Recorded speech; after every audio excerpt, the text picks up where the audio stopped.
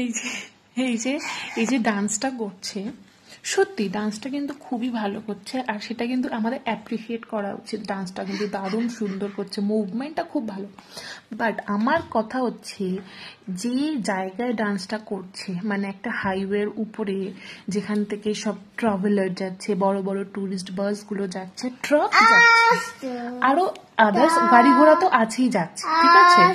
তো সেখানে যে কোমর বাঁকিয়ে বাঁকিয়ে যে ডান্সটা করছে, সেই কোমর বাঁকানোর সময় তার ওই কোমরের উপর থেকে যদি একটা ট্রাক চলে যায়, তাহলে ও ভাবতে পারছে যে ওর এই ডান্স কোথায় চলে যাবে। ও আর জীবনে কোনোদিনও কিন্তু ডান্স করতে পারবে না।